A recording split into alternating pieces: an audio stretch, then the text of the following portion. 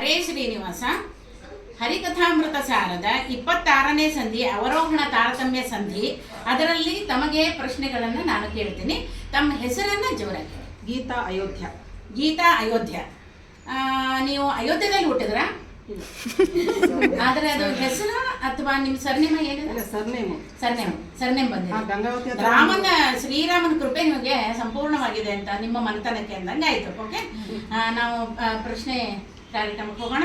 ನಿಮಗೆ ನಾನು ಪ್ರಶ್ನೆಯನ್ನು ಕೇಳ್ತೀನಿ. ಮೊದಲನೇ ಪ್ರಶ್ನೆ ತಮಗೆ, ವೀಷ ಎಂದರೆ ಯಾರು? ವೀಷ ಎಂದರೆ ಯಾರು? ಪಕ್ಷಿ ಕುಲನಾಮಕ ಗರುಡ ದೇವರು. ಪಕ್ಷಿ ಕುಲ ಶ್ರೇಷ್ಠನಾದ ಗರುಡ ದೇವರು. ಸರಿಯಾದ ಉತ್ತರ. ಗರುಡ ಗಮನ ಬಂದನೆ ನೋಡಿರೋ ಬೇಗ, ಗರುಡ ಗಮನ ಬಂದನೆ. ಗರುಡ ಗಮನ ಬಂದ ಧರಣಿಯಿಂದೋ ಪೂತ, ಕರೆದು ತಾರೆನ್ನುತ್ತ ವರಗಳ ಬೀರುತ್ತ. ಗರುಡ ಗಮನ ಬಂದನೆ ನೋಡಿರೋ ಬೇಗ, ಗರುಡ ಗಮನ ಬಂದನೆ. ಎಲ್ಲರ ರಕ್ಷಿಪ ಇಲ್ಲಿಗೆ ತಾ ಬಂದ, ಬಂದು ನಿಂತು ನಲಿದಾಡಿದನು.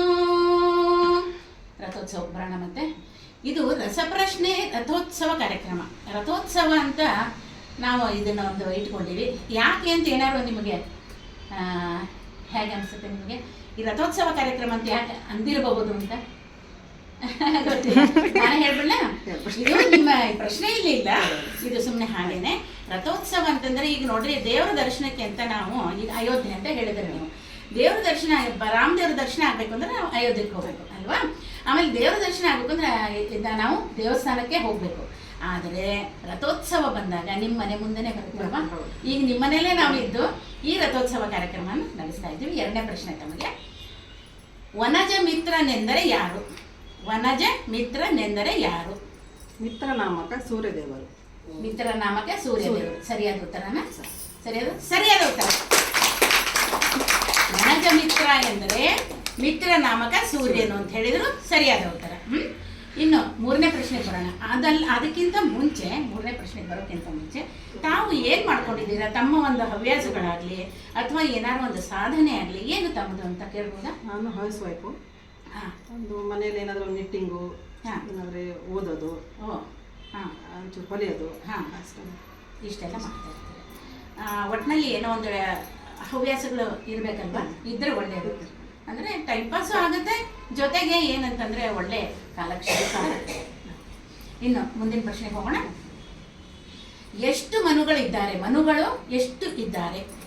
14 ಮನುಗಳಿದ್ದಾರೆ. 14 ಮನುಗಳಿದ್ದಾರೆ. ಸರಿಯಾದ ಉತ್ತರ. ಎಷ್ಟು ಮನುಗಳಿದ್ದಾರೆ ಎಂಬುದಕ್ಕೆ ಸ್ವಾರೋಚಿಷನಿಂದ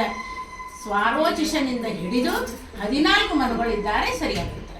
ಇನ್ನು ಕೊನೆ ಪ್ರಶ್ನೆ ಅಮ್ಮ ನಿಮಗೆ, ನಾಮಾತ್ಮಿ ಕೋಶಾಸತಿ. ನಾಮಾತ್ಮಿ ಕೋಶಾಸತಿ ಅಂದರೆ ಯಾರು? ಉಷಾದೇವಿಯರು. ಉಷಾದೇವಿಯರು. ಸರಿಯಾದ ಉತ್ತರ. ನಾಮಾತ್ಮಿ ಕೋಶಾಸತಿ ಎಂದರೆ ಯಾರು ಅಂತ ಹೇಳಿದ್ರೆ ಉಷಾದೇವಿಯರು ಅಂತ ಹೇಳಿದ್ರು ಸರಿಯಾದ ಉತ್ತರ. ತಾವು ಈ ಒಂದು ರಸಪ್ರಶ್ನೆ ಕಾರ್ಯಕ್ರಮಕ್ಕೆ ಅವರೋಹಣ ತಾರತಮ್ಯದಲ್ಲಿ ಬಹಳ ಚೆನ್ನಾಗಿ ತಾವು ಎಲ್ಲ ಪ್ರಶ್ನೆಗಳಿಗೂ ಉತ್ತರಗಳನ್ನು ಹೇಳಿ ಜನಕ್ಕೂ ಸಂತೋಷ ಆಗಿದೆ, ನಮಗೂ ಸಂತೋಷ ಆಗಿದೆ. ಏನಂತಂದರೆ ಈ ಒಂದು ಕಾರ್ಯಕ್ರಮಕ್ಕೆ ತಾವು ಬಂದು ಭಾಗವಹಿಸಿದ್ದಕ್ಕೆ ನಮ್ಮ ವಿದ್ಯಾಲಯದ ಪರವಾಗಿ ತಮಗೆ ನನ್ನ ಅವಶ್ಯಕತೆ